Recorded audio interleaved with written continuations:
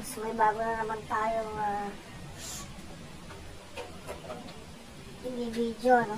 Bali, galing ito mga lods sa Marikina, pinikap pa natin to doon. Sabi ng may-ari nito, 2 beses niya pa lang daw ito nagagamit. Tapos bigla mayroon daw pumutok sa loob, tapos wala na atang output or power. So, titignan natin ito mga lods. Hindi muna natin siya isasaksak dahil nasabi ng may-ari may pumutok sa loob.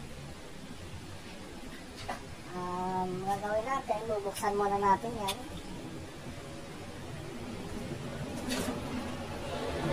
Check muna natin mga lods kung okay yung output tayo niya. Yan, buo naman siya mga lods. Check din natin itong kanyang rectifier. Itong switch. On natin yung switch sa likod. Wala namang shorted yung kable papuntang rectifier. Buksan natin sa mga lods. Silipin natin yung loob.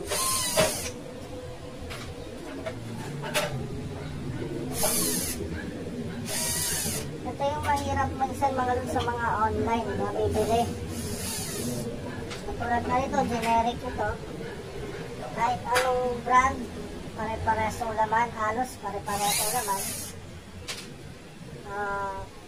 Tambahan lang makakuha tayo ng magandang klase. Pero yung iba naman kasi mga lods, tumatagal. Kaya nga swertihan lang talaga o tambahan lang. Minsan sinasabi ng iba na 3 years ko na ginagamit, maliit lang, okay naman kahit ipang champer daw nila. May mga ganong nangyayari pero sambahan lang talaga. Ayan mga lods, yung mapapansin mo, single PC board din siya. IGBT type ito mga lods.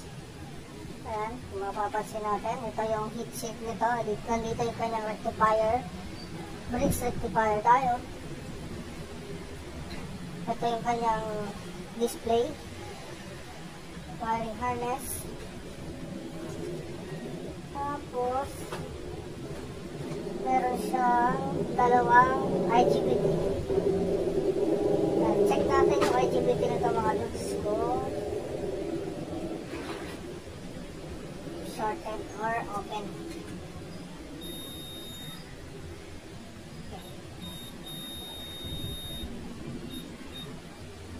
Yan. Yung okay naman ito mga lods. Ano?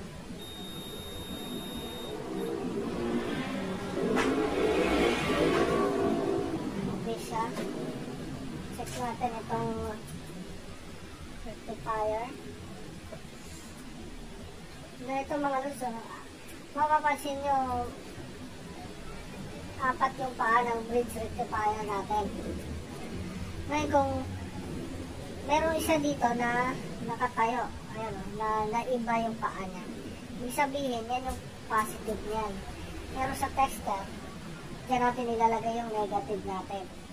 Tapos sa katapat nun, parang X, nandun naman yung positive natin na tester. Ayan sa mga loads, good yan, 800. Tapos pag nilagay natin sa AC, dapat kalahati. Ayan, kabilang AC parehas din. Check din natin dito. Sabihin mga loads, walang shorted yung rectifier, wala rin shorted yung IGBT.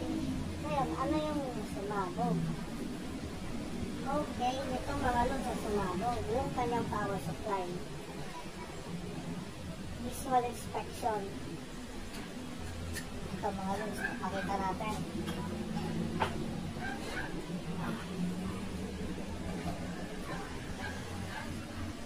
Ito siya mga loads.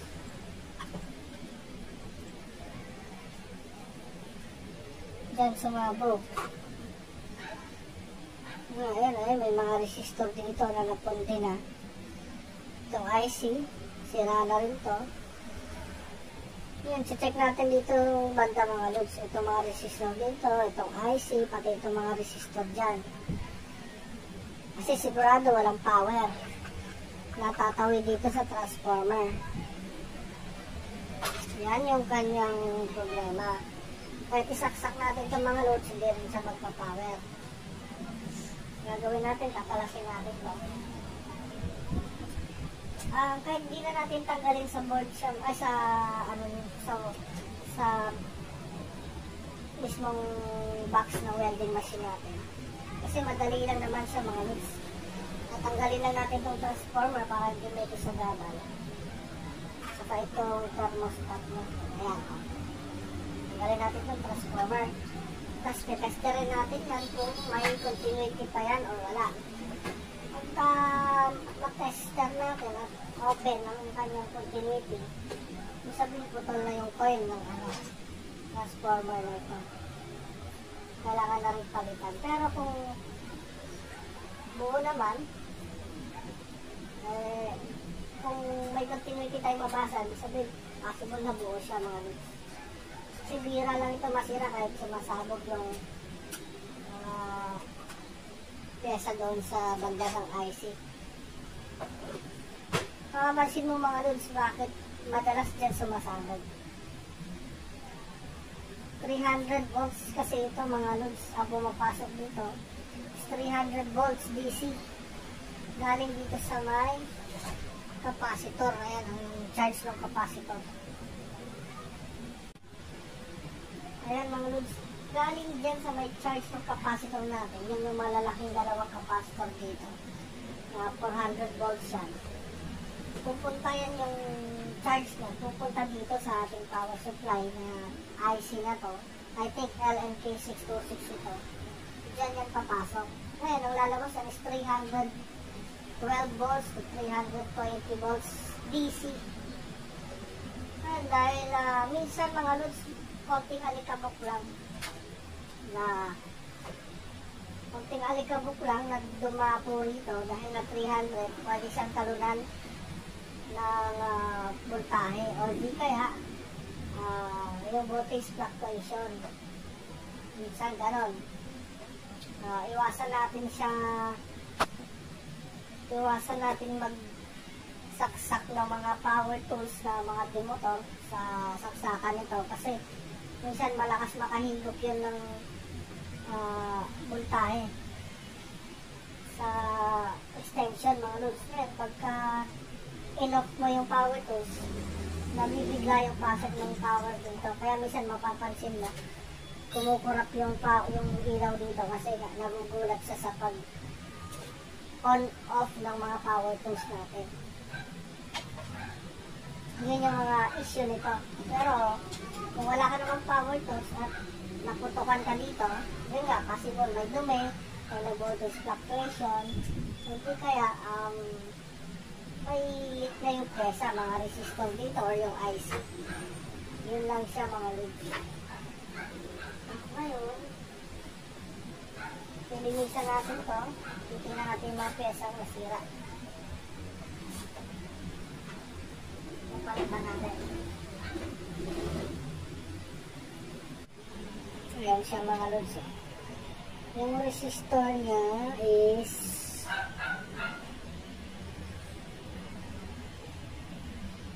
433. Yung isa 100 or 10 ohms. Yung isa 562. Tapos itong tatlong 333. 33K yan. Bali pagka magkakasama yung tatlo 98K plus yan mga loads. So sukatin natin yan.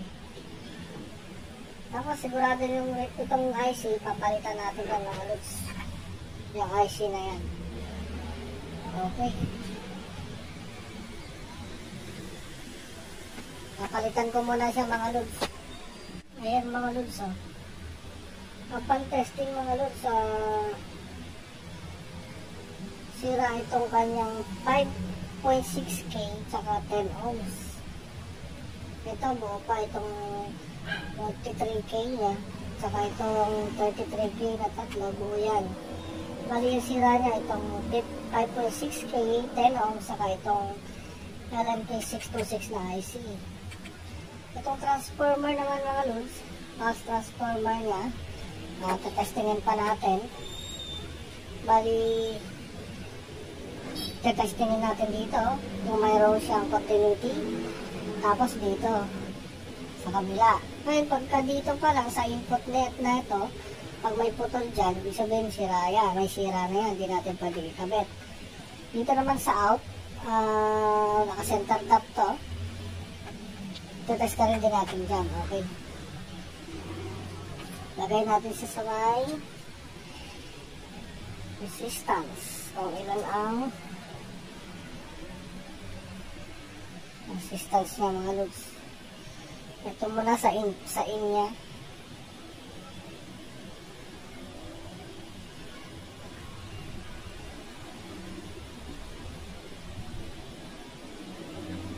Ngayon mga lods, sa input niya, putol na talaga. Dito sa kabila.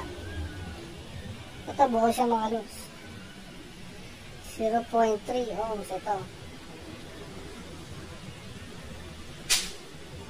Pag dito sa kabila, yan mga lods. Tingnan mo, open na siya.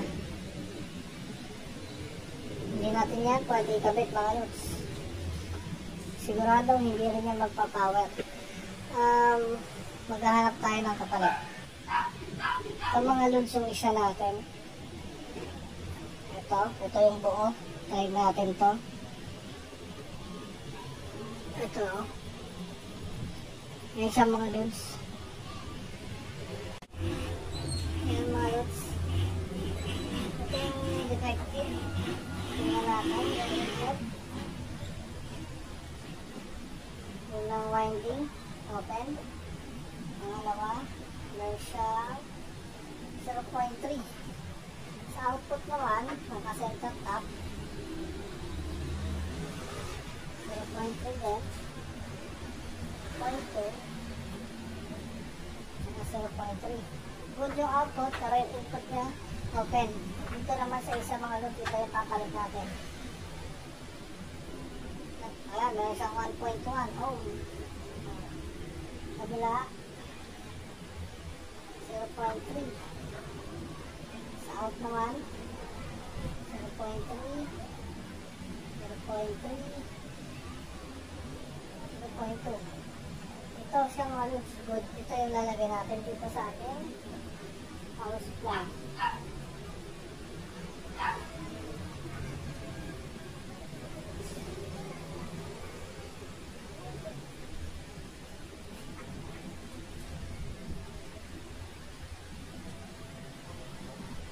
Ayan mga loads. Bali ito yung pinalitan natin.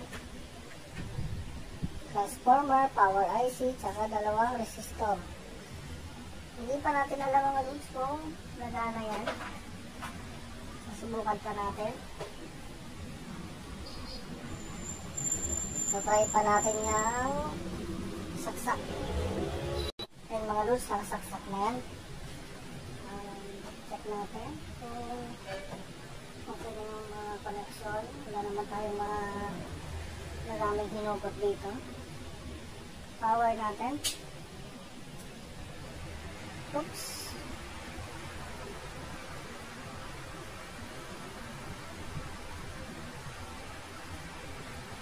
May problema yung kanyang digital mga loads.